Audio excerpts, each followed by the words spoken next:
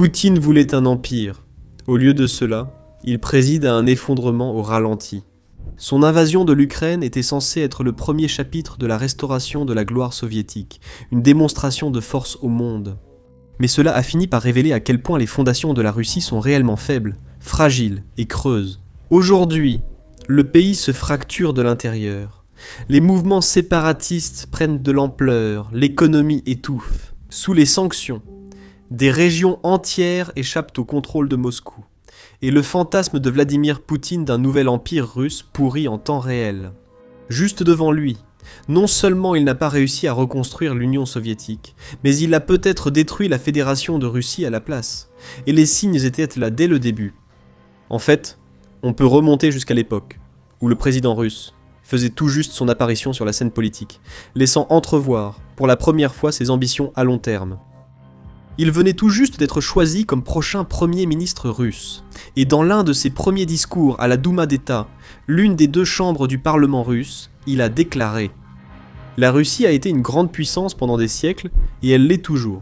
Elle a toujours eu, et a encore aujourd'hui des zones d'intérêt légitimes. Nous ne devons pas baisser la garde à cet égard, et nous ne devons pas non plus permettre que notre opinion soit ignorée. » Par ces mots, Poutine a annoncé à la Russie et au monde entier exactement quel genre de dirigeant il était destiné à être. Et il l'a prouvé par ses actions, qui ont constamment démontré qu'il est un homme qui, à bien des égards, aspire à vivre dans le passé, désireux de revenir à une époque où la Russie était l'entité la plus féroce et la plus redoutable sur Terre. C'est quelque chose dont il a parlé à maintes reprises, peut-être le plus célèbrement en 2005, une fois qu'il était devenu président. Dans son discours annuel devant l'Assemblée fédérale de l'Union russe, il a déclaré « Avant tout, nous devons reconnaître que l'effondrement de l'Union soviétique a été une grande catastrophe géopolitique du siècle. Quant à la nation russe, cela a été un véritable drame. Des dizaines de millions de nos concitoyens et compatriotes se sont retrouvés en dehors du territoire russe. De plus, l'épidémie de désintégration a touché la Russie elle-même. Cette déclaration a été évoquée à maintes reprises au fil des années. Et c'est compréhensible, car elle résume de façon si concise deux des sentiments les plus profonds et sincères de Poutine. Premièrement, cela démontre son regret et son remords évident face à la perte du statut ancien de la Russie. Poutine était quelqu'un qui a grandi à l'apogée de l'Union soviétique. Il a même joué un rôle actif dans la construction et le renforcement de la redoutable réputation de l'Union à travers le monde. Il a passé 16 ans à travailler comme officier du renseignement extérieur pour le Comité de la sécurité d'État, plus connu sous le nom de KGB. Il a gravi les échelons, jusqu'à atteindre le grade de lieutenant-colonel, avant de décider de démissionner et de se lancer dans une carrière politique. Il a été témoin de la puissance de l'Union soviétique de première main, ainsi que du chaos qui a suivi son effondrement. En 1991, il a vu le statut et la position de son pays décliner, et il a juré de faire tout ce qu'il pouvait pour tout ramener. La déclaration montre également exactement comment Poutine considère les millions de personnes vivant dans les anciennes républiques soviétiques. Il les a décrits comme des co-citoyens et des compatriotes. D'une part, ces termes pourraient être considérés comme des marques d'affection, ou comme une référence spécifique aux nombreux Russes de naissance qui se sont soudainement retrouvés à vivre dans d'autres nations nouvellement indépendantes lorsque l'Union s'est dissoute. D'autre part, cela peut aussi être vu comme un signe de la façon dont Poutine considère tous les anciens citoyens soviétiques comme faisant partie de la même famille, avec la Russie à sa tête. Le président a fait des remarques similaires à de nombreuses reprises depuis lors. En 2021 par exemple, quelques mois seulement, avant le début de la guerre en Ukraine, dans des propos diffusés dans le cadre d'un film documentaire intitulé « Russie, nouvelle histoire », Poutine a déclaré qu'il s'agissait d'une désintégration de la Russie historique sous le nom de l'Union soviétique. Nous sommes devenus un pays complètement différent, et ce qui avait été construit pendant 1000 ans a été en grande partie perdu. Il a ensuite qualifié cet événement de grande tragédie humanitaire, exprimant une prétendue sympathie pour les quelques 5 millions de Russes qui ont été coupés de leur patrie, à la fin de l'Union et à l'établissement de nouvelles frontières. Il a également admis avoir dû travailler comme chauffeur de taxi pour joindre les deux bouts. Cela démontre comment l'effondrement de l'Union l'a affecté personnellement, tout en alimentant encore plus son ardent désir de voir renaître l'Empire russe. Et ce n'est pas seulement par ses paroles que le dirigeant russe a démontré ce désir, mais aussi par ses actes. Tout au long de son temps au pouvoir, Poutine a fait tout ce qu'il pouvait pour maintenir un fort niveau d'influence politique et de contrôle dans autant d'anciennes républiques soviétiques que possible, avec des succès variables. En Biélorussie par exemple, Poutine sait qu'il peut compter sur sa marionnette, le président Alexandre Loukachenko, pour faire essentiellement tout ce qu'il veut. Dans plusieurs nations d'Asie centrale également, comme le Kazakhstan, l'influence du Kremlin est clairement visible. Poutine a tiré parti de la taille, de la richesse et des ressources supérieures de son pays, pour garantir cela de manière efficace. Des pays comme le Tadjikistan, le Kirghizistan, le Turkménistan et l'Arménie ont constamment compté sur la Russie pour le commerce, la sécurité et leur survie. Avec le temps, cependant, certaines des anciennes républiques soviétiques ont lentement mais sûrement échappé à l'emprise de Moscou. La Géorgie en fait partie, et a montré un intérêt croissant à rejoindre des alliances comme l'Union européenne ou l'OTAN. C'est l'une des raisons pour lesquelles Poutine est intervenu contre elle en 2008, déclenchant la brève guerre russo-géorgienne. La Moldavie en est une autre, comme la Géorgie, elle a manifesté un intérêt actif à rejoindre l'Union européenne et à renforcer ses liens avec l'Europe tout en s'affranchissant du contrôle russe. En réponse, Moscou aurait tenté d'intervenir dans les élections moldaves pendant de nombreuses années, en présentant ses propres candidats soutenus par le Kremlin, et même en orchestrant des manifestations et des campagnes de désinformation en ligne. Dans une tentative de semer le chaos dans ce petit pays d'Europe de l'Est, il y a ensuite l'Ukraine, régulièrement appelée Petite Russie, par Vladimir Poutine et d'autres responsables et élites russes. L'Ukraine a souvent été vue comme la pièce clé des plans de Vladimir Poutine pour restaurer la grandeur de la Russie. En 2014, il a mis en œuvre la première phase de ses plans, ordonnant à ses forces de prendre le contrôle de la péninsule de Crimée. En 2022, il est allé beaucoup plus loin, donnant son feu vert à l'invasion à grande échelle de l'Ukraine. Le président a affirmé que toute l'Ukraine nous appartient et a soutenu que les peuples russes et ukrainiens ne forment qu'un seul peuple. Ce faisant, il a rendu sa position parfaitement claire. L'invasion de Poutine n'a jamais concerné uniquement le Donbass, ni la prétendue libération des peuples russes et ukrainiens d'un régime fasciste imaginaire et inventé. Il s'est toujours agi de pouvoir, de conquête, et tenté de ramener l'âge d'or de l'Union soviétique, d'étendre la sphère d'influence de Moscou et de garder le petit frère de la Russie hors des mains du monde occidental. Mais cela n'a pas marché, et ne marchera jamais. C'est selon l'analyste géopolitique Manlio Graziano, ancien professeur de géopolitique à Sciences Po et à la Sorbonne à Paris, en France. Graziano s'est récemment entretenu avec The Kiev Post pour exprimer ses opinions sur les espoirs, les ambitions et les échecs de Poutine. En Ukraine, on lui a demandé ce qu'il pensait de l'idée selon laquelle la Russie aurait un certain droit géopolitique à dominer l'Ukraine, fondé sur des liens historiques et culturels. En répondant d'un point de vue historique et politique, de tels arguments n'ont aucune base réelle. En réalité, les Russes ne revendiquent pas des droits sur l'Ukraine. Ils revendiquent le droit de reconstruire l'Empire russe, a poursuivi Graziano. Lorsque Poutine a déclaré en 2005 que l'effondrement de l'Union soviétique était la plus grande catastrophe géopolitique du XXe siècle, il a clairement exprimé ses intentions. Même plus tôt, quand Eltsine et les dirigeants ukrainiens et biélorusses ont dissous l'URSS en décembre 1991, ils ont immédiatement créé une communauté d'États indépendants et ont déclaré ouvertement que c'était le début d'une nouvelle union. En d'autres termes, le plan de reconstruction de l'Union a commencé au moment où l'Union soviétique s'est effondrée. Poutine avait l'intention de raviver ce plan. Il a poursuivi, en expliquant que tout plan de ce genre devrait commencer. Pas avec les nations d'Asie centrale comme l'Ouzbékistan et le Kazakhstan, mais avec les nations slaves comme la Biélorussie et l'Ukraine, d'où provient une grande partie de la culture russe traditionnelle. Comme le note l'analyste géopolitique, après avoir assuré le contrôle de la Biélorussie, l'Ukraine était la suivante, et pas seulement le 1% du territoire ukrainien actuellement contesté. Le plan était de prendre toute l'Ukraine. Si la Russie réussissait, elle revendiquerait la légitimité de récupérer le reste de l'ancien empire, peut-être pas les États baltes, mais certainement le Caucase et l'Asie centrale. Graziano a poursuivi en déclarant que la Russie a non seulement échoué en Ukraine, mais qu'elle a subi des pertes bien plus importantes que ce que Poutine aurait pu imaginer, avec d'anciens alliés qui tournent le dos au Kremlin, alors que la machine de guerre du pays continue de s'épuiser sur les lignes de front. La Russie s'est tiré une balle dans le pied. Cette guerre lui a coûté l'influence qu'elle avait encore dans le Caucase, et a éloigné les États d'Asie centrale. La Russie mène une guerre qu'elle est visiblement incapable de gagner. La bataille de Stalingrad a duré 6 mois et demi.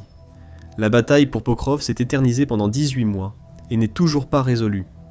Le fait que la Russie n'ait conquis qu'1% de plus de l'Ukraine en 2025 devrait clore le débat. La Russie ne gagne pas cette guerre. Ce ne sont pas des opinions, mais des faits ancrés dans la réalité et soutenus par des données réelles. Il est certain que la guerre ne s'est pas passée comme prévu pour Poutine, peu importe la perspective. Au début de tout cela, lui et de nombreux autres hauts responsables russes auraient apparemment cru que l'invasion serait terminée en quelques jours seulement. Les agents du FSB préparaient déjà le prochain régime pro-russe qui devait prendre le contrôle de Kiev, une fois que l'actuel président Vladimir Zelensky aurait été écarté du pouvoir. Et les soldats de Moscou étaient prêts à revêtir leurs uniformes de parade et à hisser fièrement le drapeau tricolore russe dans les rues d'Ukraine. Cela devait être une victoire écrasante, une déclaration claire de l'intention russe, un moment de renaissance et de reconstruction pour toute l'ancienne région soviétique. Un moment qui accomplirait ce que Vladimir Poutine voulait faire depuis si longtemps et rendrait à la Russie la crainte et le respect qu'elle avait autrefois. Cela devait aussi définir tout l'héritage de Vladimir Poutine, marquer sa place dans les livres d'histoire et garantir qu'il serait rappelé avec la même révérence et le même respect que les tsars russes des époques passées. Comme Pierre le Grand, auquel Vladimir Poutine s'est comparé à plusieurs reprises, eh bien, l'invasion sera effectivement très probablement ce pourquoi Vladimir Poutine sera le plus retenu. Mais son nom ne restera pas dans l'histoire, associé à une grande victoire ou à une glorieuse renaissance de la Russie. Au lieu de cela, il sera à jamais connu comme l'homme qui, par sa propre cupidité et son orgueil, a brisé la Russie en morceaux. Parce que c'est exactement ce qui se passe. Tant à l'intérieur du pays qu'au-delà de ses frontières, la Russie est en train de s'effondrer. Sur le plan intérieur, le pays fait face à certaines des plus grandes et des plus difficiles crises de son histoire, toutes liées à la guerre.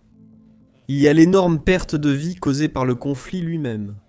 Un rapport récent du ministère de la Défense du Royaume-Uni suggère que la Russie a subi plus de 1,1 million de pertes depuis le début de la guerre. Cela signifie qu'innombrables familles, à travers tout le pays, ont été forcées de dire adieu à des pères, des fils, des frères et des maris. D'autres ont au moins pu accueillir leurs proches à la maison. Mais beaucoup souffriront des conséquences physiques et mentales graves du conflit pendant des années, voire pour le reste de leur vie. Cela, à son tour, ne peut qu'avoir un impact négatif sur la popularité de Poutine.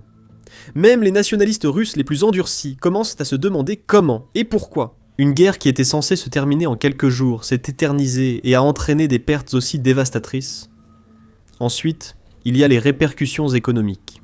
Avant l'invasion, l'économie de la Russie n'était pas la meilleure du monde, mais elle était en grande partie stable et solide, reposant sur les bases solides des impressionnantes industries énergétiques et pétrolières du pays. Le pays disposait également d'un fonds national de richesse sain, avec d'importantes réserves de roubles et de diverses devises internationales, combinées à de solides liens commerciaux à travers l'Europe, l'Asie et au-delà. Au cours des années qui ont suivi l'entrée des forces du Kremlin en Ukraine, l'économie russe a continué de croître, mais lentement et de manière inégale, après les perturbations initiales. Le PIB a augmenté d'environ 0,6% en 2023 et de 3,8% en 2024, selon les estimations du FMI, la croissance devant ralentir fortement en 2025 et 2026. Les sanctions occidentales ont paralysé les banques et les entreprises du pays, coupant leurs liens avec de nombreux marchés et partenaires commerciaux internationaux. La valeur du rouble s'est effondrée, le fonds de richesse a été épuisé, et de nombreuses industries autrefois puissantes du pays ont été réduites à une fraction de leur taille d'origine. Cannibalisées par le complexe militaro-industriel tout-puissant, qui est désormais la seule chose empêchant le pays de sombrer dans une récession historique. Tout le monde en Russie ressent la pression. Des élites et des oligarques dont les avoirs ont été gelés et la richesse réduite, jusqu'aux familles russes ordinaires qui peinent plus que jamais à se procurer les produits de première nécessité, comme la nourriture, le logement et le carburant. Et en parlant de carburant, cela aussi était autrefois un élément essentiel de la force et du statut de la Russie. Des dizaines de pays dépendaient de ces vastes réserves de pétrole pour répondre à leurs besoins énergétiques. Aujourd'hui, les exportateurs russes ont moins de débouchés, car les sanctions se durcissent. Le prix moyen du baril diminue, et un nombre croissant de nations se détournent de l'achat des ressources de Moscou, cherchant des alternatives ailleurs. L'Ukraine a également joué son rôle dans cette crise, frappant habilement les infrastructures liées au carburant dans les territoires occupés et les régions russes, paralysant ainsi les capacités de production du pays, et frappant le Kremlin, là où ça fait le plus mal, à leur compte bancaire.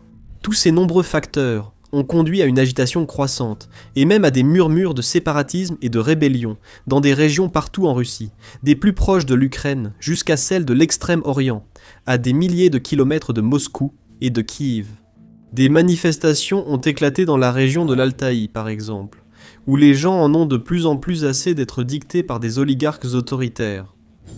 Dans la République de Sakha également, qui couvre environ 3 millions de kilomètres carrés de Sibérie, les sentiments séparatistes se répandent, avec même des élus locaux qui s'expriment contre le Kremlin. Pendant ce temps, en Ingouchie, dans le Caucase du Nord, des forces partisanes comme l'armée de libération ingouche mènent régulièrement de véritables attaques organisées contre des agents russes, comme les officiers du FSB et les gardes frontières. Si les problèmes économiques de la Russie, la pénurie de main-d'œuvre et d'autres crises persistent, ce qui est presque certain, tant que la guerre fera rage, ces mouvements continueront eux aussi de croître et de se répandre encore davantage. De ce fait, les fissures déjà présentes à travers la Fédération de Russie s'approfondiraient inévitablement, avec le risque de rébellion, de troubles ou même de guerres civiles qui augmentent de jour en jour. Au-delà des frontières de la Russie, c'est une histoire similaire. De nombreuses anciennes républiques soviétiques, qui voyaient la Russie comme leur protectrice, doutent désormais de sa capacité à remplir ce rôle. Pendant des années, ils ont vu la Russie comme une force toute puissante, réputée pour sa puissance militaire et son pouvoir extraordinaire, avec son dirigeant, Vladimir Poutine, apparemment capable d'obtenir tout ce qu'il voulait, quand il le désirait. Puis ils ont vu la Russie envahir l'Ukraine, et Vladimir Poutine échouer à obtenir ce qu'il voulait, encore et encore. Ils ont vu comment la soi-disant machine de guerre russe invincible s'est embourbée et a échoué sur les lignes de front de Donetsk, comment les chars russes, prétendument, à la pointe du monde et d'autres équipements, ont été détruits. Comment, même après des années de combat, l'armée du Kremlin peine encore à atteindre les objectifs les plus modestes, ou à s'emparer des plus petites parcelles de territoire, petit à petit. Le mythe de la supériorité et de la force de la Russie. Un mythe que Vladimir Poutine lui-même a passé tant d'années à construire soigneusement pour projeter sa puissance et intimider. Les anciennes nations soviétiques ont commencé à se désintégrer. Les pays ont commencé à voir à travers les mensonges. Ils ont réalisé que la Russie n'était en fait pas aussi puissante qu'elle le prétendait. Elle n'a même pas réussi à gagner une guerre, ni à prendre l'avantage sur un adversaire bien plus faible. À mesure que cela se produisait, beaucoup de ces mêmes pays ont commencé à réévaluer leurs relations avec la Russie. Nous avons vu des pays comme l'Arménie et l'Azerbaïdjan s'éloigner lentement du contrôle du Kremlin. Par exemple, avec ce dernier en particulier prenant des mesures actives pour établir de meilleurs liens avec d'autres pays afin de réduire sa dépendance envers la Russie. Dans toute l'Asie centrale, de nombreux anciens États soviétiques, qui sont restés proches de la Russie depuis le début des années 90, ont commencé à réécrire leur politique étrangère. Des pays comme l'Ouzbékistan et le Kazakhstan, par exemple, explorent de nouvelles routes commerciales et de nouvelles connexions internationales. Ils réalisent enfin qu'il existe d'autres moyens pour eux de fonctionner et de survivre, et qu'ils n'ont pas forcément besoin d'être aussi dépendants de la Russie à l'avenir. Il y a aussi les nations mentionnées précédemment, comme la Géorgie et la Moldavie, qui semblent aujourd'hui plus que jamais tournées vers l'ouest et non vers l'est. Pour le soutien futur, la sécurité et le commerce. Et tout cela constitue une réalité très sombre pour le président Poutine. En attaquant l'Ukraine, il espérait jeter les bases d'un nouvel empire russe. Il pensait qu'en usant d'intimidation et de démonstration de force, il ramènerait ces pays dans le giron. En réalité, il les a repoussés. Et non seulement cela, mais il éloigne aussi son propre peuple, laissant des populations et des communautés à travers de nombreuses régions russes se sentir marginalisées, ignorées, isolées et maltraitées. Il n'y a pas si longtemps, Vladimir Poutine semblait être l'homme le plus puissant de la planète. Aujourd'hui, il n'a jamais paru aussi faible.